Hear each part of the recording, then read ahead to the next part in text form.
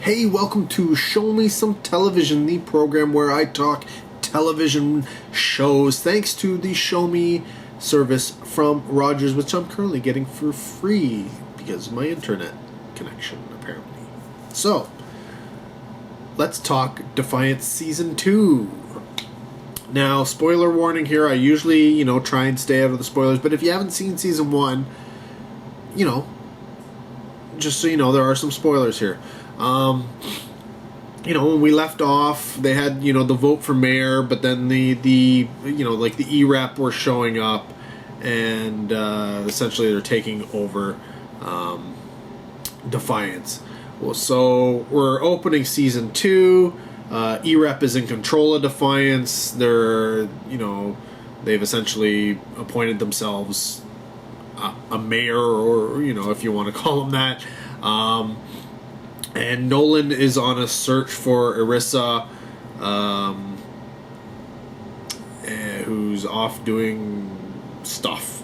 Don't want to get into spoilers and stuff here. Now, one of the things I liked about Season 2 a lot was the fact that they went and they showed other cities. There was, New Chicago and...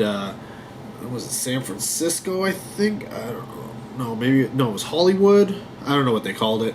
They showed New York. Just the other, cities other than Defiance that are going in this post-apocalyptic area, which was really, really cool. I liked seeing that. What I didn't really like was and it's essentially the main plot line for Season 2, was the Irissa storyline with the Angel Arc thing going on. I just... I didn't care much for it. It wasn't that it was bad. I just didn't care much for it. It seemed a little weird and strange. I didn't care. With the E-Rep taking over Defiance, I really wanted more about their conflict and what was going on there. And there is a little bit of conflict going on, but not to the level that I would expected from a place like Defiance, which... it's like the Wild West. You would expect these people to not just sort of hand over Defiance to the E-Rep. There's no fight back here, which is really, really odd considering Season 1 opened up with a huge, gigantic battle. There's nothing going on here. I realize that the E-Rep shows up and if you're not prepared, there's nothing much you can do. But it just seemed odd that there wasn't more plotting against the E-Rep happening, and a lot of it happened to deal with certain characters and such actually, getting involved with the E-Rep leaders, etc., etc., and that was just a little weird. I did like the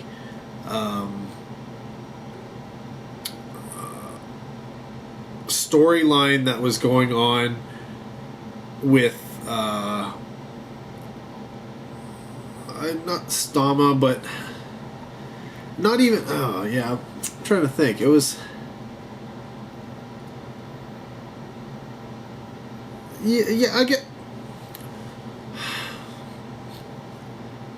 Yeah, it's kind of hard. I guess I like that they were giving more information about Stama and Daytak and Christy and Alak and that whole society, and how her integration into it and her family and how all that's going along. There's a lot of that going on because there's a lot of stuff going on between Stama and Daytak and Alak through a good portion of the season, and I don't want to get into too much. I don't want to give anything away because a good portion of it is part of the fun of watching it. But there's a lot going on with that family, so you get a lot of background behind them as a family, as characters, as well as just their race and their belief systems and such like that, which was interesting. I enjoyed that portion of it. But yeah, it's it's the whole arc storyline. I was just like, oh, I'm just not into it. I'm just not into it. It was very much a sort of an invasion of the body snatchers type thing going on, and I don't know. It was my least favorite portion of the season. And like I said, it wasn't necessarily bad. I just found other aspects of it I enjoyed more, and then of course other aspects of it with concern to E-Rep that I was expecting that to be a big portion of the season, but it just never comes around. If you enjoyed Season 1 Defiance, you're definitely going to enjoy Season 2. It's more of the same. All your favorite characters are there. The stories are unraveling as you go along. Some character, there are some deaths come Season 2, so be prepared for that. Not everybody makes it through. Or do they? Who knows? Season 3, maybe they come back. This is the future, right? Who knows what's going to happen here? But so I did enjoy Defiance Season 2, and I'm looking forward to Season 3.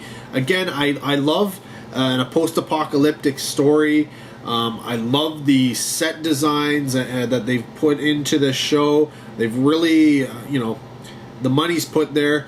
Unfortunately, in Season 2, there's a lot of heavy use of CG. Sometimes good, sometimes okay, but other times it's really cheesy looking and it's really fake, which is it's too bad because they've done so well through most of the series so far that it was a little, it takes you back when you see stuff like that. So hopefully Season 3, things are a little bit better, but that's essentially my thoughts on Defiance Season 2. I mean, it's I think there's like some specials or something like that in between Season 1 and Season 2 that I haven't seen. And maybe, I don't know, maybe they're on the Blu-rays or maybe they're online. I don't know. But I did read somewhere where there was some stuff that, came out.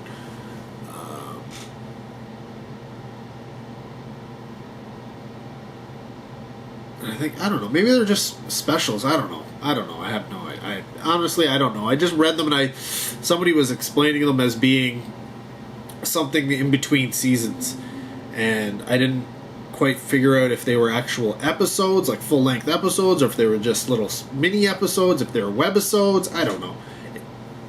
If you know, post down below. Let me know what they were, where they came out, where they can be found, because I would like to check them out. But in the meantime, if you haven't watched Defiance and you're into post-apocalyptic sci-fi with, lots of aliens, different races, different religions, and sort of an Old West feel, check out Defiance. Both Season 1, Season 2 are both solid. And I look forward to Season 3, so hopefully I can get that on Shomi before my free subscription runs out. But until next video, guys, keep watching television. Take care. Have a good one.